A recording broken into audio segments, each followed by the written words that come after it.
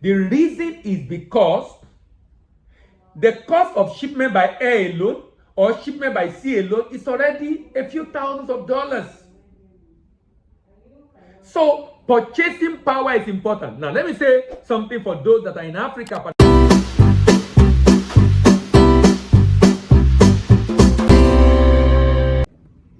Good day, my name is Dila Imibo and I'm your export doctor. Welcome to another edition of Talking Trade on DBA TV and sharing trade information on DBA TV. In today's video, I will continue the series I started, in which I've done 4 parts already, and it's titled What to Consider if in choosing product for export market. And this is particularly important for merchants.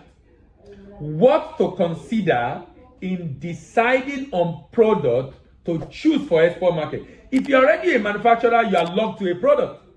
But if you are not a manufacturer, please be open.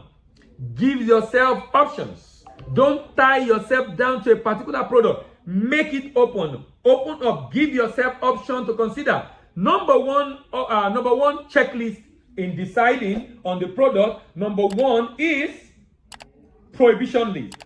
Ensure it's not on the prohibition list, so you don't go far against the regulation of the country you find yourself. Number 2, after prohibition, is potential. Does it have a potential market? Is there a potential market for this product? Number 2, is there a potential market for this product? Number 2. Number 3 is to check purchaser. Can I get purchaser? Do I have a representative in the export market? Do I have someone that can work in the export market to get purchaser for this product in the export market? Number 3. Number 4 was possibility of sourcing. Possibility of sourcing. What is the possibility of sourcing for this product in the export market? Today, my focus will be on number 5. Purchasing power, purchasing power, purchasing power, purchasing power, purchasing power. You know why I'm emphasizing purchasing power? I realize that some people want to go into export, they don't even have an idea of what it costs. So someone wants to go into export, he has an equivalent of $500. He has an equivalent of $300, $200. Maybe you want to do retail, B2C. Maybe you can do that on Amazon.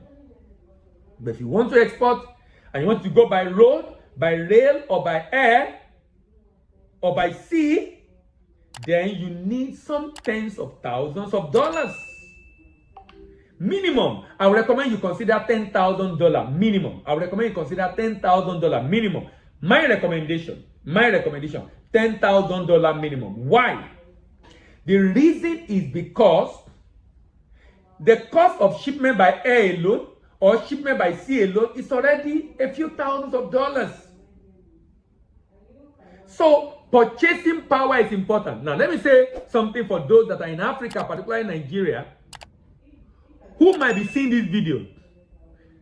Don't just say you want to export cocoa. If you are going to export cocoa, you need at least $20,000. At least $20,000. That's an equivalent of about 20 million naira in Nigeria. An equivalent, minimum. So if you don't have up to that, that's why I said, before, the reason for this conversation is before you decide on the product, particularly if you are not a manufacturer, you are free, you are open to different products. First of all, go through this checklist. Check what is my purchasing power. How much do I have? How much? If you have $100,000, $20,000, fantastic. You can do virtually most products. At least most products you can do. From $10,000, $20,000 and above, you have different products you can consider. But if you don't have that, then you now have to look at what can you do. If you have below $10,000, $5,000, you now have to choose and pick. Now, if you want to do commodities, you need a lot of money for a start. If you are doing manufactured goods, you might not need a lot of money. By a lot of money, I mean, I've told you already, minimum of equivalent of $10,000. If you have below $10,000, you might be able to do some retail product, some finished product, and might not be able to fill a container. But you can do finished product, but not be able to fill a container. If you are doing below $10,000. If you're doing more than $10,000, you might be able to fill a container with finished product.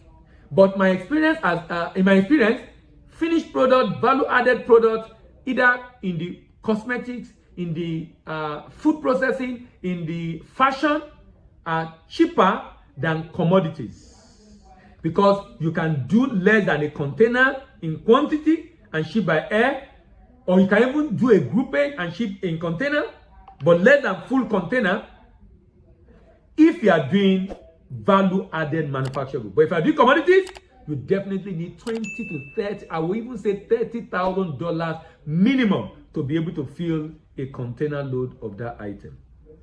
Has this video been of benefit to you? Then give it a thumbs up. Do you have a friend that wants to go into export and need to hear this? Please share with that your friend. Share with that your friend. Share with that your friend. Share with that your friend.